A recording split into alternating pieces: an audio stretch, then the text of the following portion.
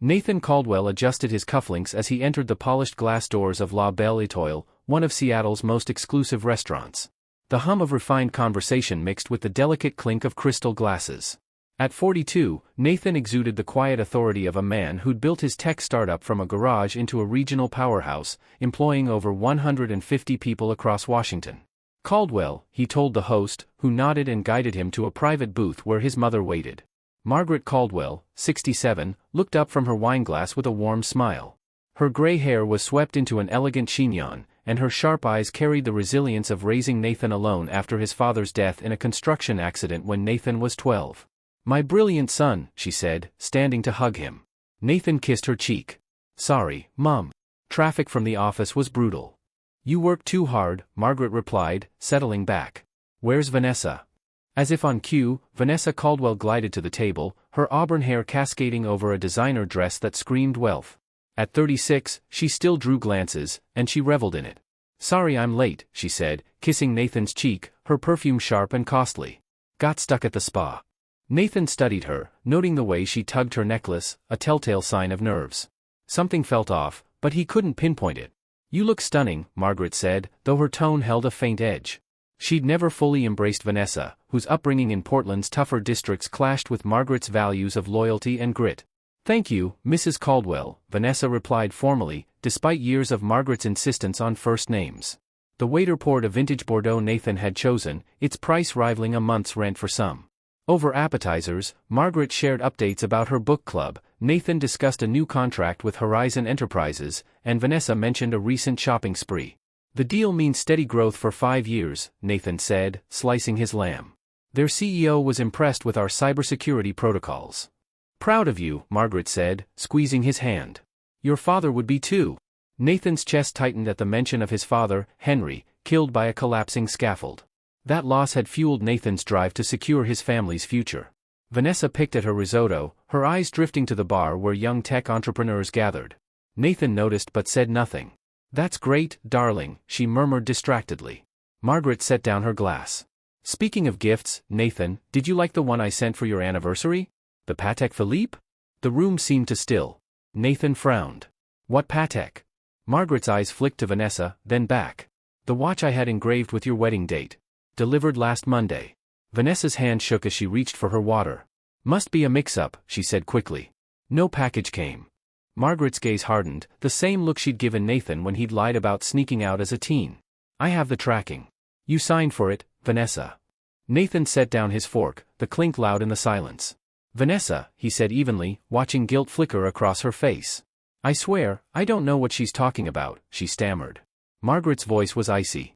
"I saw you sign for it through your window when I called to check." Nathan signaled for the check, his movements deliberate. "We should go." Margaret gathered her purse, her eyes locked on Vanessa. "We'll sort this out," she said, her tone leaving no room for doubt. Outside, Nathan and Vanessa bid Margaret a tense goodbye. In their Tesla, the ride home was silent, Vanessa fidgeting with her bag while Nathan gripped the wheel. At their waterfront condo, Vanessa poured herself a gin, downing half in one gulp. "Want one?" she offered. "No," Nathan said, sitting in his armchair, positioned to see every entrance, a habit from childhood days dodging debt collectors. Vanessa sat on the couch, her voice brittle. "Your mom's memory might be off. She's getting older." "She's sharp as ever," Nathan replied, watching her lip quiver, a sign she was crafting a lie. He went upstairs, waiting until Vanessa's shower started. Then he searched her dresser. In a velvet box, he found letters, signed T, gushing about nights he hadn't shared. His stomach twisted, but he replaced them carefully and checked his own drawers. No Patek Philippe. Days later, at a tech conference, Nathan spotted Trevor Langston, a 31-year-old consultant with slick charm and a Patek Philippe on his wrist. "Nice watch," Nathan said, shaking his hand. Trevor grinned. "Gift from someone special. Said it matches my ambition." Nathan's jaw tightened. "Generous friend." Trevor smirked. "She's married, but her husband's too busy for her. All work, no spark." Nathan left early, his mind clear. At home, he reviewed bank statements, $10,000 in cash withdrawals, charges at boutique hotels and upscale bars. Vanessa's car was gone, another girls' night. He sat in the dark, sipping whiskey, planning. The next day, over lunch from their first date bistro, Nathan confronted her. "Where's the Patek?" Vanessa froze. "I sold it. We needed money." Nathan slid a delivery confirmation across the table. You signed for it. And I know about Trevor. Her face crumpled. It was a mistake. I was lonely. 4 months of lies isn't a mistake, Nathan said. Pack your things. You're out tonight. Vanessa's tears didn't sway him. By evening, she left with 2 suitcases, alternating between pleas and accusations. You never really loved me, she spat. Nathan watched silently, knowing he'd loved her until her betrayal rewrote their history. 3 months later, in a King County courtroom, Judge Emily Larson oversaw their divorce.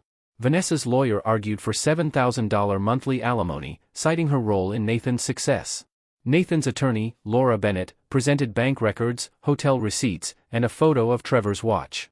Mrs. Caldwell spent $18,000 on her affair, including stealing a $15,000 gift, Laura said. Vanessa admitted the affair, her voice barely audible. Judge Larson denied alimony, awarding Vanessa only her clothes and $9,000 from their joint account. Nathan kept the condo, cars, and investments. 6 months post-divorce, Seattle's gossip network painted a grim picture. Trevor, a flashy but unreliable consultant, had moved on to a younger woman. Vanessa worked at a Nordstrom counter, living with her sister in a cramped Portland apartment. Her Mercedes was sold, replaced by a battered Toyota. Friends reported her arguing with Trevor publicly, her credit cards maxed, her socialite facade crumbling. At a client's wedding, Nathan saw Vanessa with a new man, her dress ill-fitting, her smile forced. She approached him, apologizing tearfully. "Can we be friends?" she asked. "No," Nathan said. "Trust is gone." He walked away, leaving her alone on the dance floor. A year later, Margaret shared that Vanessa was back in Portland, working retail and living with her mother. Nathan felt no satisfaction, only closure.